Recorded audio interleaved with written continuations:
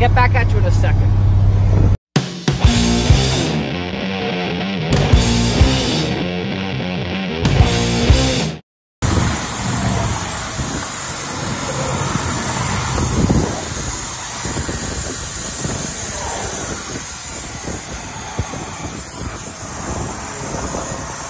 I gotta get this dealt with, man.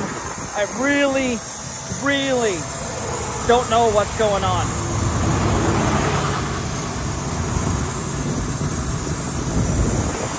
Super bummed right now. Super bummed. I'm stuck on the side of the 14 again. Yeah. Groundhog Day all over again. And engine's overheating. I'm gonna pull the hood. The Viking Varna, John gave me that suggestion. So I'm gonna pull the hood, strap it down under the Burb, the Blazer, or something back there on the trailer. And we're gonna rally this thing home. I think my trip's done. Which I'm having a hard time with, just because I feel I haven't had any good wheeling in a long. I mean, basically, here's what happens, you guys. Here's the unfortunate truth. When it was just me in my garage, kicking around, building my truck, I could do all these trips because I only had one truck to work on. A wonderful blessing in my life was being the shop and building stuff and maintaining the fleet and developing products. And I work probably 60 hours a week now. And stuff slips through the cracks. And this is one of them. Really bummed. Let's go pull the hood. Well, dude, the power of the internet. This is Kyle. How you doing? Kyle just pulled over right there. And I'm like, he can't be having car trouble in that thing. No. Nope. No, I'm just a fellow square body fan. So. Heck yeah. Brothers stick together. Absolutely. So he's gonna help me pull the hood. And I'm glad he stopped. This is awesome. Well, actually, I drove by and I was like, that's no way. So I flipped around, came back. I'm like, okay, if he's still here, I'll stop. Oh, buddy. Thank you. I usually do these adventures completely solo. Well, I mean, managing that hood by yourself is going to be a little hard. Yeah, so. with this wind, too. Yeah. Absolutely. Okay, So. let's go get it off. Louise and Kyle. Hey, if you guys could just wash the truck, change the oil. Yeah. Let's drop it right here. Oh man, I guess being a YouTube hack mechanic has its benefits occasionally. Oh man, I got straps all tied down, but man, Louise, thank you, brother. Kyle, Anytime. thank you. Bad gentleman right here.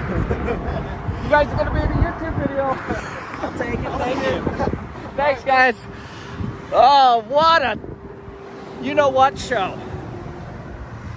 I kind of like it without the hood, though.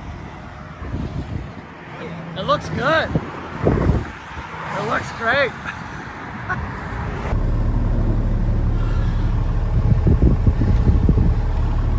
Let's see what happens. I'm heading the wrong direction. Moab's that way. Regardless, engine would not stop overheating. I think I lost a lot of fluid, so I just put in like 6 gallons. I got another bunch of water with me, and I'm heading home without the hood on, hoping I can keep this thing cool and get home so I can tear it apart. Anyway, disappointment is part of it, I guess.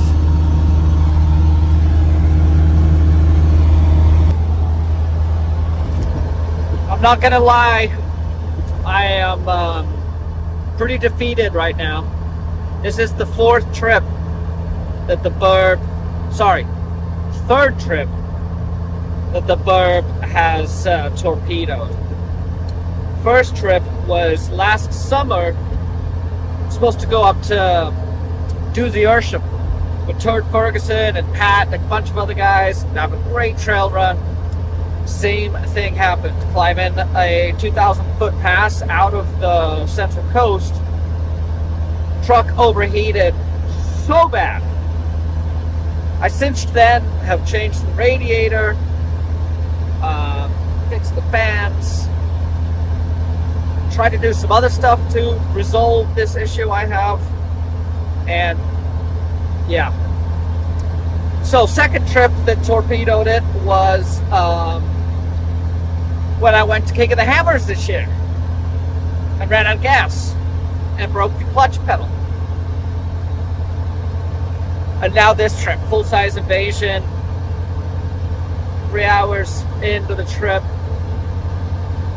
I knew this thing wasn't going to make it on, with as hot as it was getting where I was at the moment. I still had to go all the way across the Mojave, through Needles, checked in with Esteban, and Needles was 111 degrees.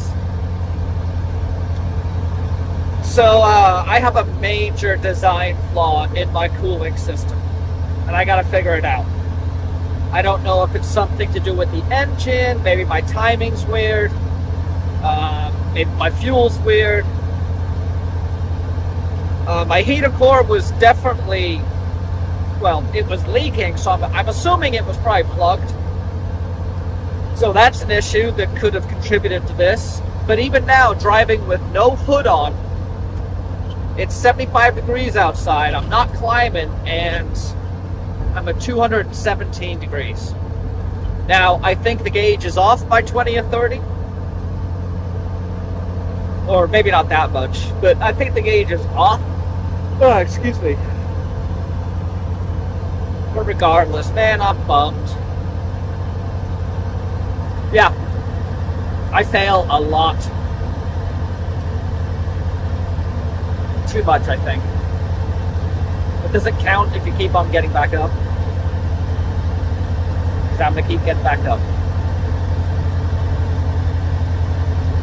Yeah.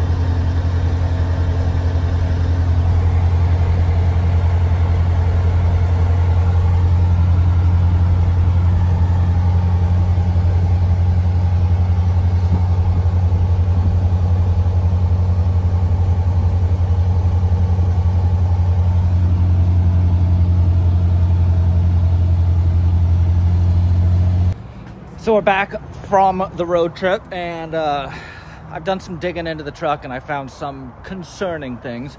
So just to recap, the heater core went, but I'm gonna explain why, because I think I know why. So this, just to let you guys see, this is the new Tejas fan shroud that I ordered. I don't have the big block top plate yet.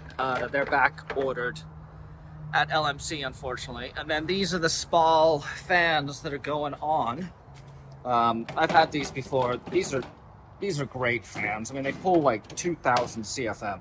I know everyone's telling me I need to go back to mechanical fan, and I appreciate the input. There isn't room. I've tried. I mean, that was my initial plan. I even got the fan clutch, everything over there. It just doesn't fit. I mean, you can see how much room there is between the radiator and the pulley. It's tight. Anyway, so I pulled things apart. You'll see right down here, this is where the thermostat is, and that's a nasty mess. The thermostat, this was all tore up, but more importantly, the thermostat was completely seized up. I boiled it, I heat gunned it, couldn't get it to open up. So I'm thinking part of my problem was a thermostat that was stuck closed. I think it's a bunch of things, but I think it's that mostly. Fans not keeping up, secondarily. AC condenser in the front isn't helping. But at this point, I'm going to replace the thermostat. I'm putting in these new fans and shroud, and then I'm going to jump on the road and try and tow something heavy up the pass just north of me. See where we end up. Disappointment for sure. Opportunity to improve, learn, and upgrade the truck. Lemonade out of lemons, something like that, I think.